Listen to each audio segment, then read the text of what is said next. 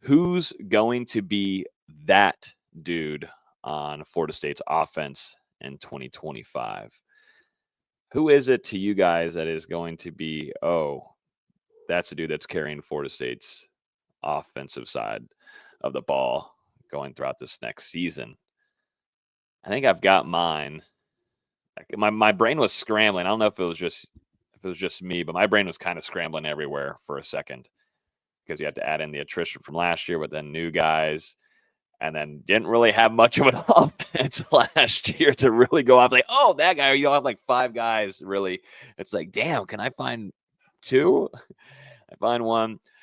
I'm going with Thomas Castellanos. I mean, I know that might seem just like an easy pick, but just thinking about it the last few weeks, just watching some videos on him and just the way his play style is fitting with Gus Malzahn and to what they're loading up in the transfer portal, not just on skill players, but in the trenches. I think it's going to open up a lot of room for Thomas Castellanos if they use him the right way. And when I say use him the right way, I don't feel like Bill O'Brien was utilizing him whatsoever in the right way. I don't know why you wouldn't with a dual threat quarterback. He is not just a guy that's going to sit that back there and pass for you. Florida State or Boston College should have used his legs more in that game this last year, because then it would have been a dominating game, in my opinion. They didn't start to do that till the latter half of that game. And Florida State just couldn't do anything about it. And Castellanos is a special playmaker, and I think too, just his ability to utilize his legs with what Florida State already has in its backfield. It's going to be he could be one of the most explosive players we'll watch this next season if things are done correctly. And what Florida State has needed to do that is build up an offensive line to protect him and also get the run game going. Because if you can get the run game going, he's another running back as well with one of the most with some really good vision and as we know, is a really special playmaker. Do I need to add anything else? You going with Castellanos too? You joining with me? I was also going to go with Castellanos, just because I think we're going to see him utilize his legs a lot in 2025, a lot more than he did at Boston College in 2024. He fits perfectly into this offense. This is a guy who we obviously know Florida State's coaching staff very familiar with. Gus recruited him to UCF to play in his offense that he's going to be implementing here in Tallahassee. And, I think that already having played under Gus, that's going to be a big benefit. He should be able to pick up this system quickly. You're not bringing in a transfer quarterback like last year with DJ.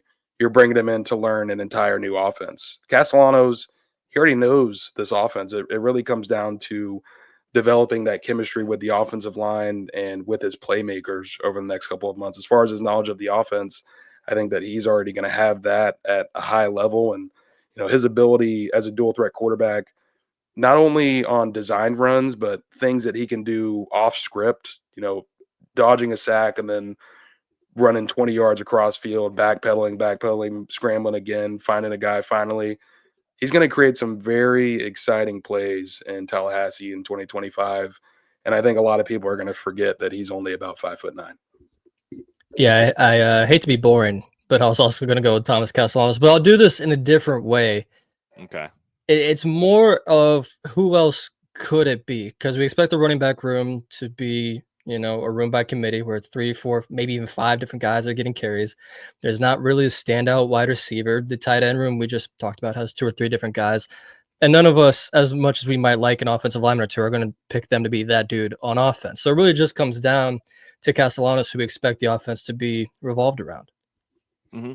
And two, I'll be honest with you, now with a new coaching staff on the offensive side of the ball, you're hoping, let's just say these offensive linemen, they block well for this running back room. There's a dude that could be that dude that comes in that running back room, because you do have some studs there that you're really excited about, but it's just hard to go back and name any kind of players offensively because just didn't work out well. They had guys that we thought would be those dudes like Hakeem Williams, just didn't see that transformation yet or see that development, and definitely was not the kind of year that we were expecting overall for everybody.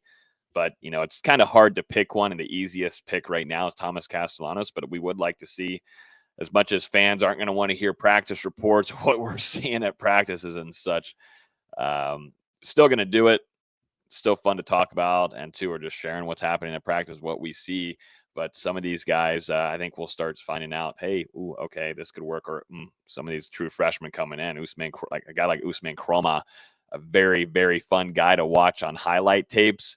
See if that can translate to the collegiate level for FSU. There could be some names that pop out to us, but I think Thomas Castellanos, not only just an easy pick, but is someone that is just fun to watch. And if Florida State utilizes him the right way, he's just natural bound to put up some highlight plays for FSU. And if you want to go back and think about some Jordan Travis kind of days, those good old days with Jordan Travis, this is how it should be, hopefully, under Castellanos